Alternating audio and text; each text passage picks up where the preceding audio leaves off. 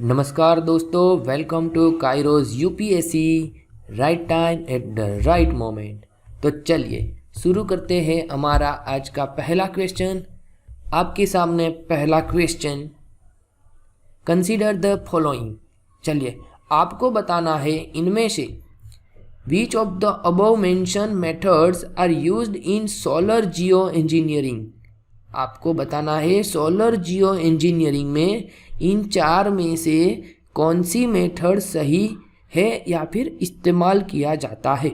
देखिए सबसे पहला क्या लिखा है, स्ट्रेटोस्फियरिक एरोसोल इंजेक्शन, दूसरा है सीरस क्लाउड थिकनिंग, तीसरा है मरीन क्लाउड ब्राइटनिंग और चौथा है ओशन सल्फर साइकिल इनेकमेंट। चलिए आपको बताना है कि इन चारों में से कौन सी मेथड जो है वो आपके सोलर जियो इंजीनियरिंग में मेंशन किया हुआ है।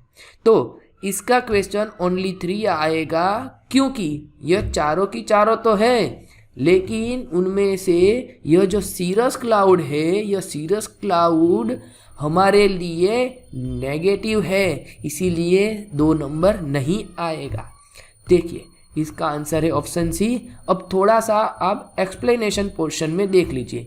जैसे कि हमारी सन की रेज हमारे अर्थ पे आती है तो उसको हमें क्या करना है, उसको हमें डाइल्यूट करना है कि वापस वो स्पेस में चले जाए। ठीक है, इसके लिए हम ऐसे स्पेस मिरर भी लगा सकते हैं। दूसरा क्या कर सकते हैं, increasing the amount of stratospheric aerosol, हम एरोसोल भी बढ़ा सकते हैं। उसके बाद जो मरीन क्लाउड है मरीन क्लाउड के द्वारा भी हम सोलर रेज को रिफ्लेक्ट कर सकते हैं। उसके बाद हमारा एल्बिडो जो है वो एल्बिडो सरफेस एल्बिडो को भी हम इंक्रीज करके उनको भी हम स्पेस में ज़्यादा भेज सकते हैं। लेकिन यहाँ पे जो लिखा है decreasing the amount of high altitude cirrus cloud, यानी कि जो अर्थ से टकरा के जाने वाले जो रेज होते हैं उनके लिए डिस्टर्बेंस या फिर बाधा क्रिएट करते हैं, ऐसे सीरस क्लाउड को हमें क्या करना है, हमें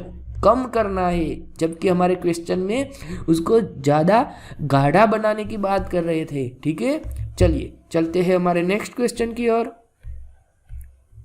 नेक्स्ट क्वेश्चन आपके सामने है, ऑर्कने आइसलैंड, क्या नाम लिखा है, Orkney Island, which is in news caught the international attention for which one of the following region. आपको बताना है यह आइसलैंड किस लिए न्यूज में था। क्या यहाँ पे एनेक्सेशन बाय रशिया ने उनको एनेक्स किया है। दूसरा ऑप्शन है complete submergence due to climate change, क्या यह फिलहाल डूब चुका है। तीसरा न्यूक्लियर वेस्ट डंपिंग, क्या न्यूक्लियर वेस्ट को डंप करने की साइट बन चुका है। या फिर option D possibility of split off from UK, क्या यूके से यह अलग हो रहा है या फिर होने की संभावना है। तो इस क्वेश्चन का सही आंसर है ऑप्शन डी, यानी कि possibility of split off from United kingdom. अब देख लेते हैं उनकी लोकेशन कि यह आया कहाँ पे है। देखिए यहाँ पे आपको दिखा होगा ऑर्कने आइसलैंड कहाँ पे है, यह जो पूरा यूके है, यूके में नॉर्थ साइड की ओर हमें दिख रहा है। ठीक है, यूके के ईस्ट की ओर नॉर्थ सी है और वेस्ट की ओर एटलांटिक सी है। यहाँ पे आपको इंग्लिश चैनल भी दिखेंगी जो कि फ्रांस और यूके के बीच में है। ठीक है, चलिए अभी अगर हम देख लेते हैं तो यह जो ऑर्कने आइसलैंड है उनको अलग होना है और नॉर्वे की एक सेल्फ गवर्निंग टेरिटरी बनने की संभावना बनाई जा रही है। ठीक है, चलिए चलते हैं हमारे नेक्स्ट क्वेश्चन की ओर। नेक्स्ट क्वेश्चन आपके सामने है, Consider the following statement. Preventing soil erosion is one of the components of प्रधानमंत्री कृषि सिंचाई योजना, यानी कि PMKSY के अंतर्गत सॉइल इरोजन को हमें क्या करना है, रोकना है। क्या यह उसके एक कंपोनेंट का पार्ट है। दूसरा, soil help to regulate the earth's climate by strong carbon, ये भी है, स्टोरिंग कार्बन। ठीक है, क्या सॉइल जो होती है, हमारी मिट्टी जो होती है वो कार्बन को स्टोर करती है। और तीसरा, burning of crop residues can lead to soil nutrient loss, क्या यह है? चलिए आपको बताना है इनमें से कौन सा सही है। और अगर देखने जाए तो हमारे तीनों के तीनों सेंटेंस सही है, यानी कि पीएम कृषि सिंचाई योजना के अंतर्गत सॉइल इरोजन को हमें रोकना है। सॉइल जो होती है यह हमारे कार्बन को ज़्यादा स्टोर करती है, और अगर बर्निंग ऑफ क्रॉप रेसिड्यूज तो उससे सॉइल को न्यूट्रिएंट लॉस होता है। इसके लिए हमें जो रेसिड्यूज होते हैं उनको जलाना नहीं चाहिए। ठीक है, तो इस क्वेश्चन का सही आंसर है ऑप्शन डी। यही बात यहीं पे लिखी है, आप वीडियो स्टॉप करके पढ़ सकते हैं। चलिए चलते हैं हमारे अगले क्वेश्चन की ओर। अगला क्वेश्चन आपके सामने है, विच is the most peaceful country in the world according to the Global Peace Index 2023? क्या डेनमार्क है या आयरलैंड है, न्यूजीलैंड है या आइसलैंड है? भैया इनमें इंडिया क्यों नहीं आता, इनमें पाकिस्तान क्यों नहीं आता, इनमें यूएसए क्यों नहीं आता, इनमें चाइना, इनमें रशिया क्यों नहीं आता? तो इनके लिए हमें पता होना चाहिए कि इनके इंडिकेटर कौन कौन से होते हैं। ठीक है, इनके इंडिकेटर के बेस पे यह इंडेक्स तैयार किया जाता है। फिलहाल इस क्वेश्चन का सही आंसर है ऑप्शन डी, यानी कि आइसलैंड। ठीक है, अभी अगर हम देख लें तो यह जो इंडेक्स है, यह इंडेक्स को लॉन्च किया है, उनको रिलीज किया है किन्होंने? The institute for economic and peace, यानी कि आईईपी ने, और जिनमें इंडिया को 126 नंबर यानी कि रैंक दिया हुआ है। कितने में से? 163 कंट्रीज में से। और आपको जैसे पता होगा कि अफगानिस्तान, जो कि ऑफिशियली हमारा कौन सा स्टेट है, नेबर स्टेट है, उनको आखिरी दर्जा यानी कि most trouble country in the world का खिताब दिया हुआ है। तो थोड़ा सा तालिबान वालों को भी इसके बारे में देखना चाहिए। ठीक है, चलते हैं हमारे नेक्स्ट क्वेश्चन की ओर। नेक्स्ट क्वेश्चन आपके सामने है, consider the following statements regarding the internationalisation of the Indian rupee. Indian rupee को इंटरनेशनलाइज अगर हम करते हैं, अगर हम इंडिया के रूपी को वर्ल्ड में ज़्यादा यूज़ करते हैं एज अ बायलैटरल ट्रेड और मल्टीलेटरल ट्रेड, तो उनके क्या क्या परिणाम हो सकते हैं?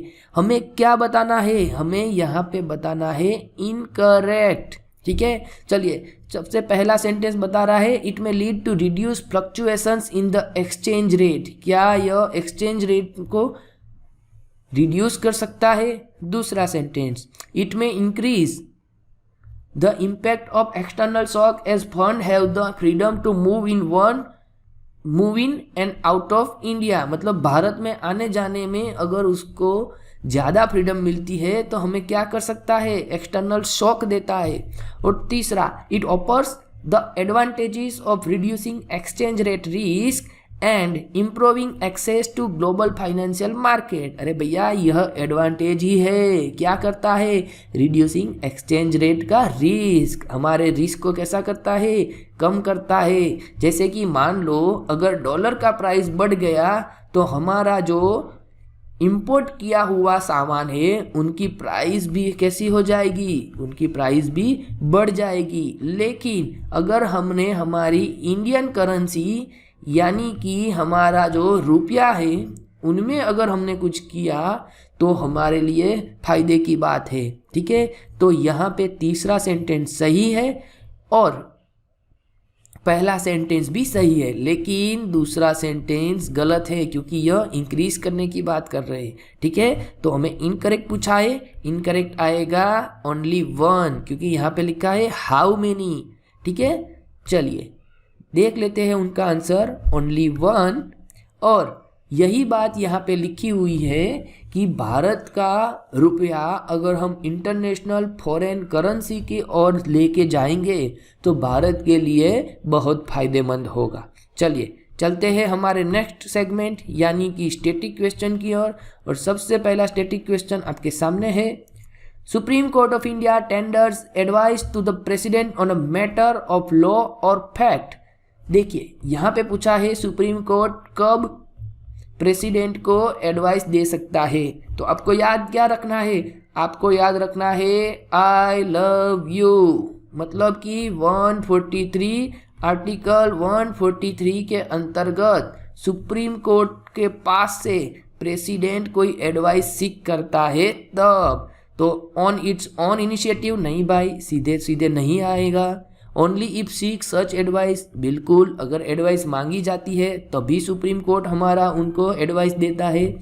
Only if the matter relates to the fundamental rights of citizen, नहीं ये कोई मायने नहीं उनके लिए, उनके पास क्या है आर्टिकल 32 में व्रीट का प्रोविजंस है, ठीक है, तो यह भी नहीं आएगा।